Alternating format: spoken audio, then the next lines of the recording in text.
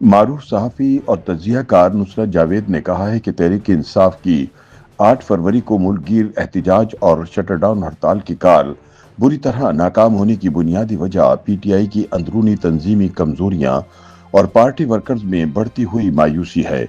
اپنی سیاسی تجزیے میں نصرت جاوید کا کہنا ہے کہ لاہور، پشاور، کراچی اور دیگر بڑے اور چھوٹے شہروں سے تعلق رکھنے والے ایسے سیاسی کارکن جو برسوں سے عملی سیاست کا حصہ رہے اور ماضی میں مسلم لیگ نون یا پیپلز پارٹی سے نظریاتی وابستگی رکھتے تھے، اس صورتحال پر حیرت اور تشویش کا اظہار کرتے دکھائی دیتے ہیں۔ ان میں اکثر تحریک انصاف کے سخت ناقد رہے، مگر اس کے باوجود وہ اس امر پر فکرمند نظر آئے کہ بارہا دی جانے والی احتجاجی کال کے باوجود ان کے علاقوں میں کسی قسم کی قابل ذکر عوامی سرگرمی دکھائی نہیں دی۔ ان کارکنوں کی تشویش محض تحریک انصاف کے احتجاج کی ناکامی تک محدود نہیں رہی، بلکہ معاملہ مجموعی سیاسی عمل تک پھیلتا دکھائی دیتا ہے۔ عوام کی ایک بڑی تعداد نہ صرف پی ٹی آئی بلکہ مجموعی طور پر سیاسی جماعتوں اور سیاست سے بیگانگی اختیار کرتی محسوس ہو رہی ہے، جو مستقبل کے لیے ایک خطرناک رجحان سمجھا جا رہا ہے۔ ان کا کہنا ہے کہ یہ وہ طبقہ ہے جو ماضی میں ذاتی مفادات کی بجائے نظریے کی بنیاد پر سیاست کرتا رہا، مگر اب وہی لوگ آنے والی نسلوں کے سیاسی مستقبل کے بارے میں شدید خدشات کا اظہار کر رہے ہیں۔ ان کے نزدیک یہ کیفیت کسی ایک جماعت کی ناکامی نہیں، بلکہ پورے سیاسی نظام پر عدم اعتماد کی علامت ہے۔ ان کے مطابق تحریک انصاف کا عروج دراصل اسی سیاسی بے چینی کا نتیجہ تھا جو 2 دہائیوں تک پیپلز پارٹی اور مسلم لیگ نون کی باہمی محاذ آرائی، حکومتیں گرانے اور الزام تراشی کی سیاست سے پیدا ہوئی۔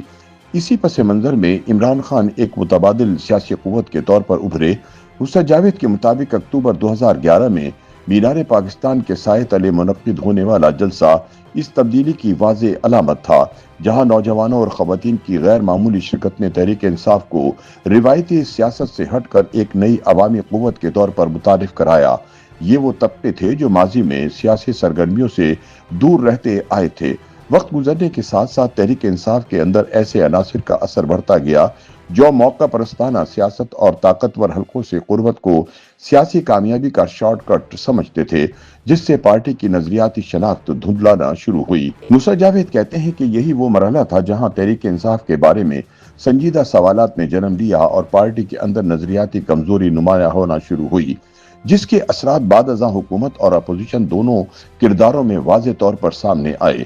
2018 میں اقتدار حاصل کرنے کے بعد تحریک انصاف ایک مؤثر، مستحکم اور قابل عمل نظام حکومت متعارف کروانے میں ناکام رہی۔ حکومتی توانائی کا بڑا حصہ سابق حکمران جماعتوں کو احتساب کے نام پر نشانہ بنانے تک محدود رہا۔